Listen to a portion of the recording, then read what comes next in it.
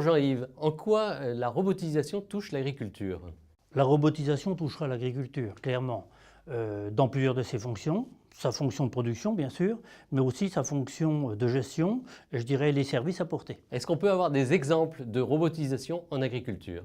Alors, des exemples, bon, je serai limitatif, on en a déjà un certain nombre. Je citerai le premier qui est par exemple pour l'élevage, le robot de traite.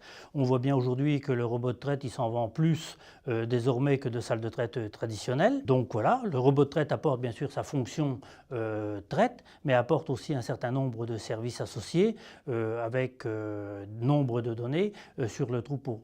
En vigne, ça peut être par exemple le robot de désherbage. En serre, ça pourrait être le robot bineur.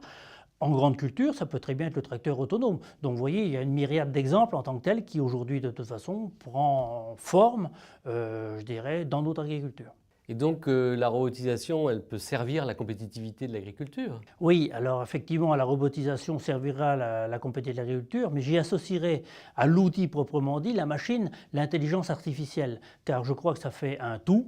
Et là, on arrivera de façon à avoir ce qu'on appelle l'agriculture augmentée, c'est-à-dire disposer quelque part de données, de possibilités qu'on n'avait pas hier pour conduire ses cultures, pour conduire son élevage, pour augmenter quelque part la productivité à l'UTH, réduire les intrants et donc apporter un certain nombre d'innovations proprement dit au métier d'agriculteur et à sa fonction de production. Alors justement, peut-on imaginer une agriculture sans agriculteurs? Là, je ne crois pas. Je pense qu'il faudra toujours un agriculteur qui décide, qu'il arbitre, qu'il interprète l'ensemble de ces données et des fonctionnalités des outils. Je pense aussi que ça, en revanche, changera le métier de l'agriculteur. Il y aura une mutation.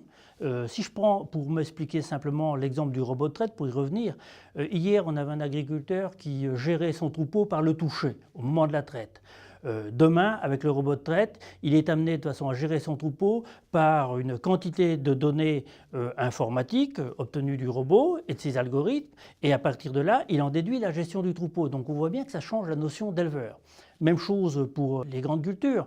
On aura demain des robots désherbants qui seront très sélectifs, qui pourront réduire les matières actives. Et on pourra très bien augmenter le nombre de traitements, passer de 3 à 4 à par exemple 15 ou 16, qui apportera peut-être d'autres possibilités dans les itinéraires culturaux. Et il faudra que l'agriculteur s'habitue à cet ensemble. Bien sûr, hein, il faudra toujours veiller au retour sur investissement. Ce sera des outils qui sont coûteux, qui seront une haute technologie, donc de la formation, un savoir-faire.